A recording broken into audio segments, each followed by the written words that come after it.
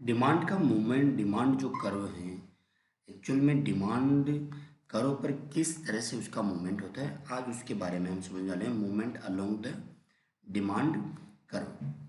तो यहाँ पर आपको ध्यान रखना है कि it refers to change in the quantity quantity demanded due to change in price. ठीक है, it refers to change in the quantity demanded due to change in price, यानी कि प्राइस में परिवर्तन होने से क्वांटिटी जो डिमांडेड है, किसी भी कमोडिटी की जो मात्रा है जो परचेज की जाती है उसमें परिवर्तन होता है। ठीक है, किसकी वजह से? प्राइस की वजह से।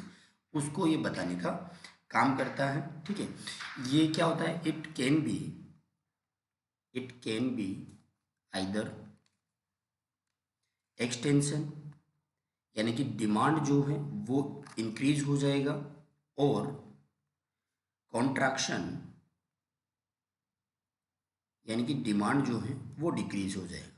डिमांड का जो फैलाव है वो कम हो जाएगा।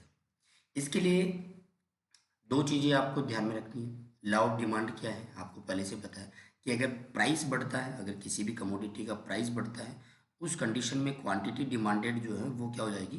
डिक्रीज हो जाएगी। या फिर अगर प्राइस गिरता है तो क्वांटिटी डिमांडेड जो है वो बढ़ जाएगी। बात समझ पा रहे हैं?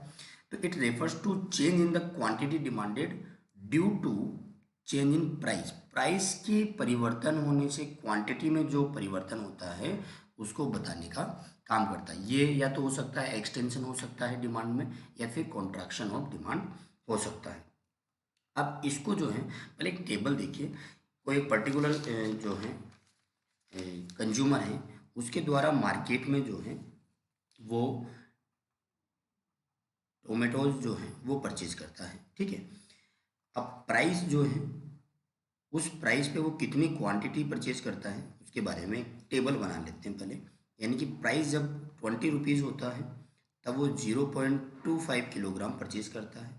जब प्राइस डिक्रीज होता है, यानी कि 20 से होता है 16, तब वो करता है 0.50 किलोग्राम। उसके बाद जैसे प्राइस गिरता रहता है वैसे वैसे वो क्या करता है, उसकी ज़्यादा क्वांटिटी जो है परचेज करता है। ठीक है, चलिए,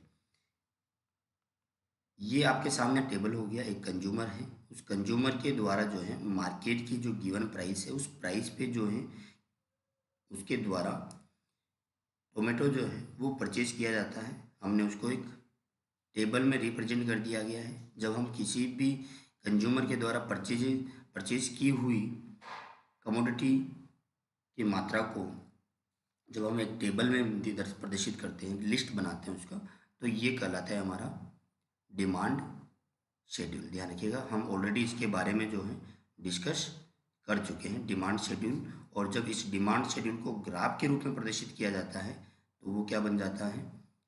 वो बन जाता है हमारा डिमांड कर्व।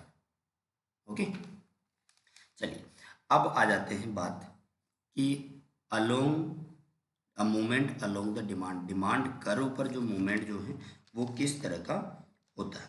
यहाँ पे ऑलरेडी हम डिस्कस कर चुके हैं कि ये दो तरह का हो सकता है, एक्सटेंशन या फिर कॉन्ट्रैक्शन ऑफ डिमांड। अब एक्सटेंशन ऑफ डिमांड की हम सबसे पहले बात करें। एक्सटेंशन ऑफ डिमांड होता है buying more quantity buying more quantity of A commodity eight lower price. Extension of demand, इसका मतलब होता है buying more quantity buying more quantity at a lower price. यानी कि जब प्राइस कम रहेगा उस कंडीशन में जो है ज़्यादा क्वांटिटी परचेज की जाएगी। जैसे आप देख पा रहे हैं कि जब प्राइस 20 था, ठीक है, तब वो परचेज कर रहा था 0.25 kilogram.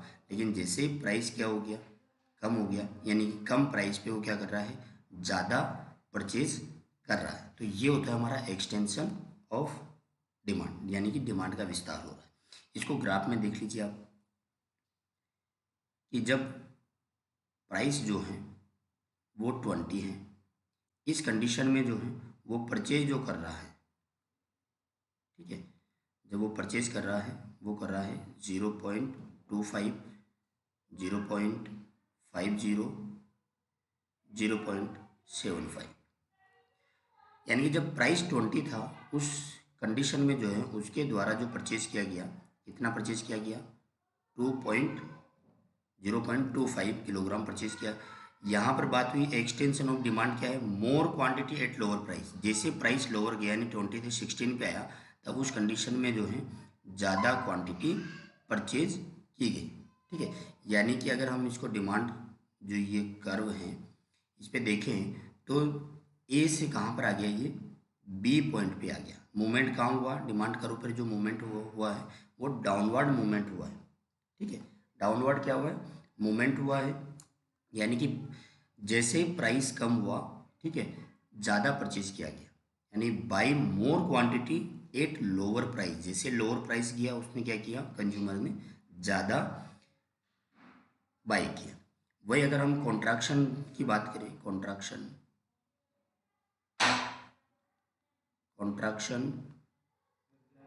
Of demand, contraction of demand की अगर हम बात करें तो कॉन्ट्रैक्शन ऑफ डिमांड के अंदर जो बात हो रही है कि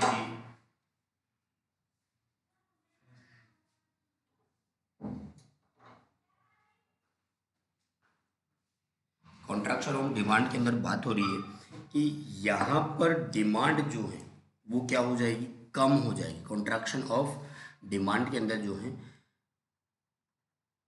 किसी भी कमोडिटी की अगर हम बात करें तो वहाँ पर देखा जाएगा कि buying less quantity, buying less quantity at a higher price, higher price, buying less quantity at higher price. Price बढ़ा तो उस कंडीशन में क्या हो जाएगा कि कोई भी कंज्यूमर जो है वो कम मात्रा जो है उसको क्या करेगा, परचेज करेगा।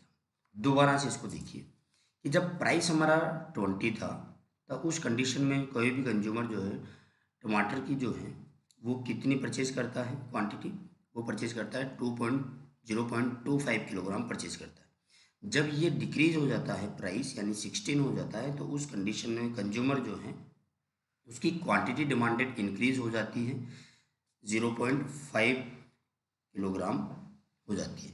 इन case of extension of demand, समझ मेरे भाई, यानी कि यहाँ पर मांग का क्या हो रहा है, विस्तार हो रहा है, क्योंकि एक्सटेंशन ऑफ डिमांड मतलब by more quantity at lower price. बात समझ पा रहे हैं, ठीक है। वहीं अगर हम देखें कि कंज्यूमर जो है उसकी अगर प्राइस जो है, अगर प्राइस 12 है और ये इंक्रीज हो जाती है 16, ठीक है, यानी कि when the price increase from 12 to 16, 12 to 16, 12 to 16, the quantity demanded decrease, यानी 12 पे वो परचेज कर रहा है 0.75 किलोग्राम, लेकिन जैसे ही प्राइस इंक्रीज हुआ that time he will purchase only 0.5 kilogram, ठीक। In case of contraction of demand, तो ये जो होता है ये होता है कॉन्ट्रैक्शन ऑफ डिमांड, यानी buying less quantity at higher price, buy less quantity at higher price. अब यहाँ पर जो मूवमेंट हो सकता है वो मूवमेंट कैसे दिखा सकते हैं कि पहले जो प्राइस था, मान के चलिए प्राइस पहले है 12 रुपये है प्राइस, इस 12 रुपये पे जो है वो परचेज कर रहा है 0.75, ठीक। जैसे प्राइस इंक्रीज हुआ 16 हो गया, उस कंडीशन में वो जो परचेज कर रहा है वो कर रहा है 0.50। डिमांड कर्व है, यानी कि ए बिंदु जो था पहले उससे मूवमेंट हो रहा है बी बिंदु की तरफ, ठीक है। यहाँ पर मूवमेंट कहाँ हो रहा है, अपवर्ड मूवमेंट हो रहा है, डाउनवर्ड मूवमेंट हो रहा है। दो कंडीशन आपको देखने को मिल रही है, ठीक है। अब ध्यान रखना कि downward movement from A to B, downward movement from A to B is extension, is extension and upward movement from A to B, upward movement from A to B, ये कहलाएगा हमारा कॉन्ट्रैक्शन। या फिर अगर आपको एक ही कर्व में आप दिखाते हैं तो यहाँ पर देखिए कि upward movement from B to A is contraction. समझ पा रहे हैं बात को? Extension and contraction of demand represent, extension and contraction, extension and contraction of demand, important line है, एग्जाम में आपसे पूछी जा सकती है। Extension and contraction of demand represent the change in quantity demanded. This is purely a price resulted phenomena of demand change for a commodity, while other factors influencing demand are assumed to be fixed level. तो बहुत simple सा प्यारा सा ये जो छोटा सा topic है, ये एग्जाम में आता ही आता है।